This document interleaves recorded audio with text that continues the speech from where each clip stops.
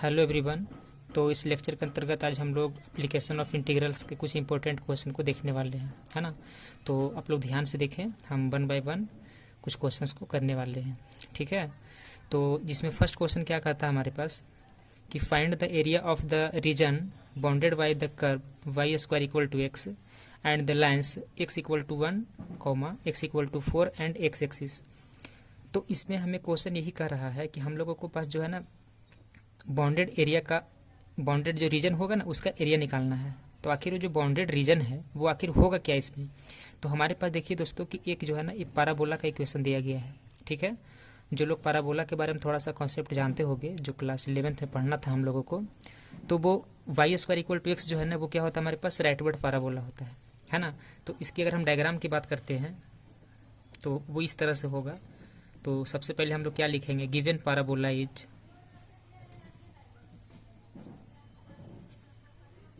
Y square is equal to x, है ना। तो इसका हम लोग क्या करते हैं, यहाँ पे डायग्राम देखते हैं। देखो ये एक्स एक्सिस, वाई एक्सिस, और ये जो y square equal to x जो पैराबोला बना रहा है ना वो इस तरीके से होगा, जिसके सेंटर क्या होता है, ओरिजिन पे होगा इसका, ये जो होगा, है ना। देखो ये हुआ हमारे पास क्या, y square equal to x का मतलब फिगर, या जो पैराबोला हमारे पास बना है उसका फिगर, है ना।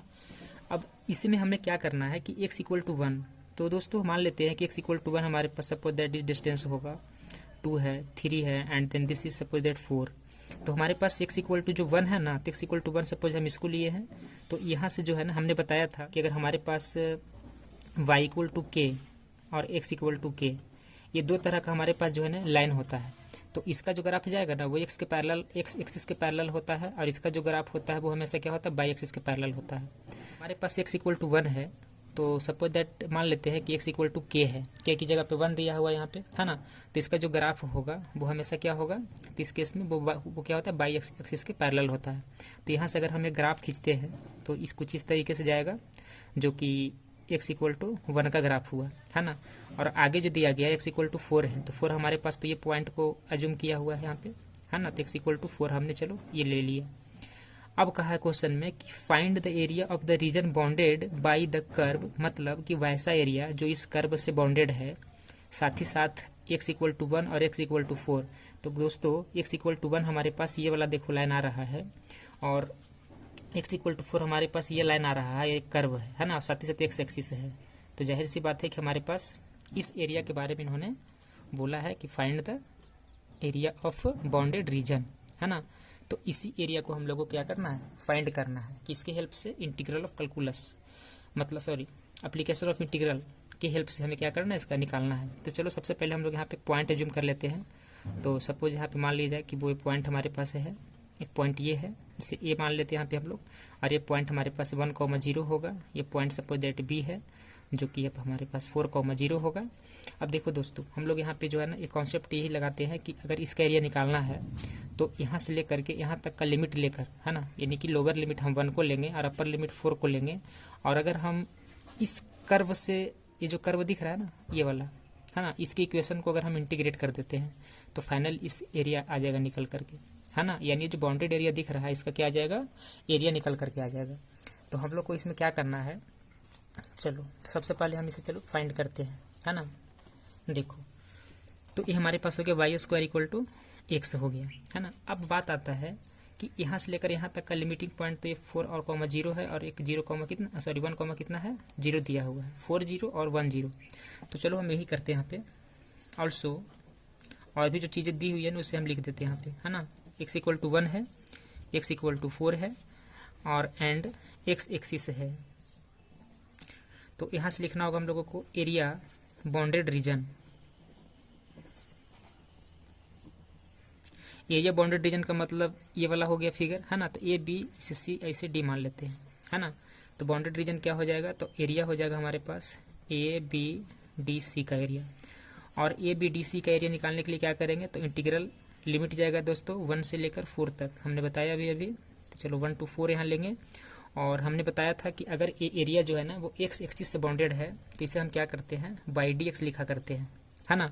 वाई डी एक्स आएगा, और इसमें क्या करना पड़ेगा हम लोगों को, लिमिट फ्रॉम 1 to 4 y की वैल्यू इस इक्वेशन का, तो देखो वाई स्क्वायर इक्वल टू अगर x है तो यहाँ से अगर y की वैल्यू फाइंड किया जाए तो जाहिर सी बात है कि y की जो वैल्यू आ जाएगा कितना आएगा, रूट एक्स आएगा।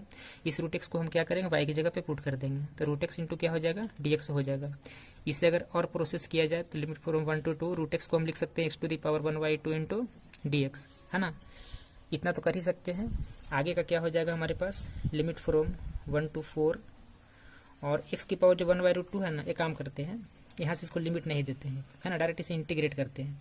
तो बताओ x की पावर 1/2 है तो इसे क्या कर देंगे हम लोग, x की पावर 3/2 आएगा और अगेन कितना आएगा 3/2 और लिमिट फ्रॉम 1 to 4 रहेगा, है ना। अब यहाँ से क्या करते हैं हम लोग, जो 3/2 है उसे अगर हम बाहर करते हैं तो 2/3 बाहर होगा, लिमिट आ जाएगा x की पावर 3/2 और 1 to 4। अब इस लिमिट को हम क्या करते हैं, यहाँ पे पुट करते हैं, है ना। तो लिमिट पुट करने का तरीका क्या है, अपर लिमिट माइनस क्या करते हैं, lower limit.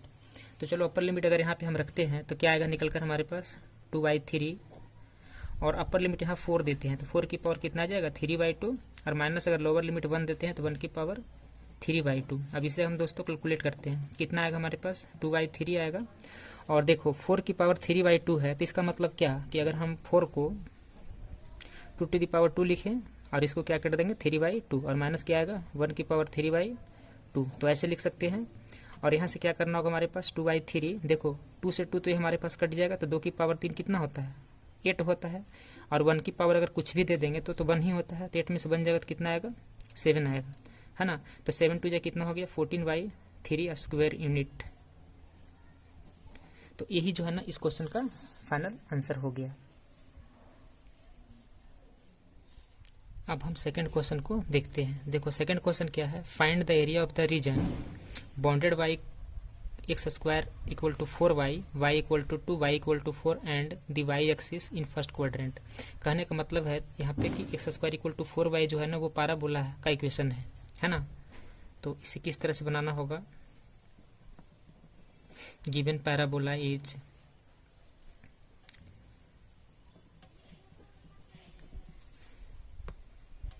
X square equal to 4y और एंड साथ ही साथ लाइन्स क्या क्या दिए हुए हैं, lines are y equal to 2 है जो एक्स एक्सिस के पैरेलल होगा और y इक्वल टू 4 है ना।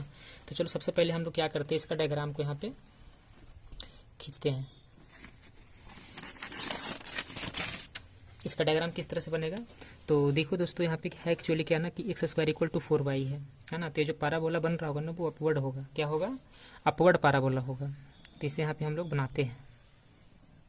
देखो ये पाराबोला कुछ इस तरीके से आ रहा होगा, है ना। ये वाई एक्सिस से है, ये एक्स एक्सिस से है और यही हमारे पास X square equal to 4y का पाराबोला है, ठीक है। देखो हमारे पास क्या है ना बाई इक्वल टू इन्होंने 2 लिखा है, सपोज दैट 2 यहाँ होगा तो वो एक्स के पैरेलल एक लाइन जाएगा ऐसे। ये हमारे पास हो गया y इक्वल टू 2, अगला है y इक्वल टू 4, चलो 4 को हम इधर बना देते हैं ऐसे। ये भी लाइन हमारे पास क्या होगा एक्स एक्सिस के पैरेलल जाएगा, y इक्वल टू 4 है।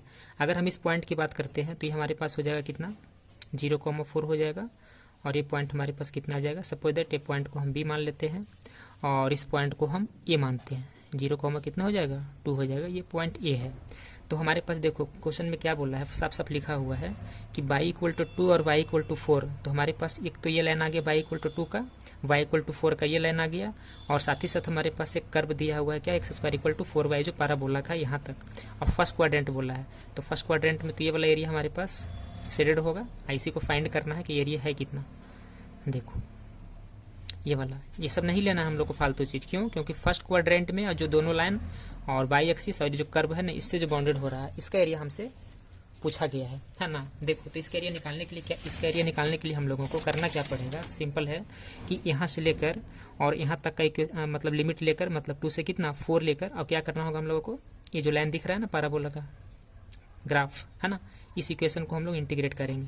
तो चलो यहाँ से लिखते हैं, चलो सुविधा के लिए हमने यहाँ पे ए और बी लिया ना, इसे सी ले लेते हैं, यहाँ पे इसे डी बोल देते हैं। तो यहाँ से लिखना होगा area bounded reason, area bounded reason के अंदर क्या आ जाएगा हमारे पास, तो आ जाएगा area A B C D इसके हिसाब से। और एरिया निकलेगा कैसे, तो बाय इंटीग्रेशन लिमिट फ्रॉम क्या हमने बताया 2 to 4। और दोस्तों अभी तक जैसे ये जो एरिया है ना वो क्या है हमारे पास बाई एक्सिस पे बाउंडेड है। अभी तक हम जो पहले पिछला क्वेश्चन जो देखे वो एक्स एक्सिस पे था, तो वहाँ पर एक्स डी वाई लिख रहे थे, यहाँ पे क्या लिखना पड़ेगा हम लोगों को, वहाँ क्या लिख रहे थे और यहाँ क्या लिखेंगे, ठीक है। इसके हिसाब से हम लोग देखते हैं। जैसे देखो, जैसे हमारे पास जो एरिया आ रहा था वो अभी तक कहाँ था, एक्स एक्सिस पे था, तो इंटीग्रेशन फॉर्म कुछ भी जब लिख रहे थे ऐसा करके, तो हम क्या लिख रहे थे, x into d x, sorry y into d x था, वाई इंटू डी एक्स था। लेकिन अब जो लिखेंगे ना वो एक्स इंटू क्या लिखना पड़ेगा, डी वाई लिखना पड़ेगा। ये होता है हमारे पास बाई एक्सिस के लिए,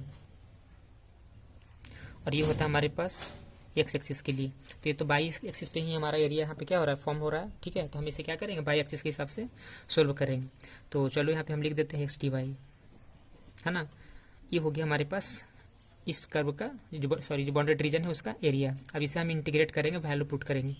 देखो क्या होगा हमारे पास, तो वैल्यूज की अगर हम बात करते हैं तो लिमिट फ्रॉम 2 to 4 होगा। एक्स की वैल्यू हम निकालते हैं यहाँ से, तो बताओ एक्स स्क्वायर की वैल्यू हमारे पास 4y है। अगर x square is equal to 4y है तो अगर एक्स की वैल्यू यहाँ से फाइंड किया जाए तो अंडर रूट 4y होगा, जिससे हम लोग 2 रूट बाई बोलना होगा, है ना। तो इसे हम क्या लिखेंगे, 2 रूट बाई। अब जब 2 रूट बाई इसे बोल सकते हैं तो थोड़ा सा इसे हम और मॉडिफाई करते हैं। 2 तो कांस्टेंट है, बाहर आ जाएगा। बाई को हम क्या कर सकते हैं, बाई की power 1/2 into d y, sorry d y यहाँ पे भी होगा, है ना। अब चलो इसे हम यहाँ पे इंटीग्रेट करते हैं। देखो बाई की पावर 1/2 है तो 2 तो ये बाहर हो जाएगा जो कि कांस्टेंट है। बाई की पावर 1/2 को हम क्या करेंगे, बाई की पावर 3/2 और अपॉन के नीचे क्या लिखा है 3/2। लिमिट फ्रॉम 2 to क्या होगा 4। अब यहाँ पे 3/2 है तो कितना आ जाएगा 2 इंटू 2/3, और यहाँ से लिमिटिंग वैल्यू हम लोग डालेंगे कितना, वाई की पावर 3/2 फ्रॉम 2 to 4, है ना। चलो अब इस वैल्यू को हम यहाँ पे पुट करेंगे और आंसर तैयार होगा। तो आगे क्या करना होगा हम लोगों को, दिस सिंपलाइज 2 जो कितना आ जाएगा 4/3। हम लोग क्या करेंगे, बाई की वैल्यू यहाँ पे 4 रखेंगे, तो 4 रखेंगे तो कितना आ जाएगा 4 की पावर 3/2, और माइनस क्या आएगा यहाँ पे 2 रखेंगे तो 2 की पावर 3/2 आएगा, है ना। तो इसे अब हम सिंप्लीफाई करते हैं। देखो ध्यान से समझो, 4/3, 4 की पावर जो 3/2 दिख रहा है ना, इसे हम क्या बोलेंगे, 2 की पावर 2 लिखेंगे, तो 2 से तो 2 कट जाएगा, तो 2 की पावर कितना आ जाएगा 3, जिसको हम लोग 8 बोलेंगे, और माइनस यहाँ से क्या निकल कर आएगा हमारे पास कि 2 की पावर 3/2 है, तो इसे हम क्या लिख सकते हैं, 2 इंटू 2 की पावर 1/2 तो लिख ही सकते हैं। देख लो 2 की पावर 3/2 है, इसका पावर अगर हम 1 मानते हैं तो ये चीज़ आ जाएगा, है ना। अब हम क्या करेंगे, यहाँ से इन दोनों में से 2 को बाहर करते हैं, 4 पहले से है तो 4 इंटू 2/3 तो हो जाएगा यहाँ से, और यहाँ से 2 बाहर किए हैं तो यहाँ से 4 आएगा, और माइनस का कितना आ जाएगा 2 की पावर 1/2 मतलब √2 आएगा, है ना। यानी जो फाइनल आंसर बनेगा 4 2 8/3 in bracket 4 minus √2 square unit. इस क्वेश्चन का आंसर हो जाएगा।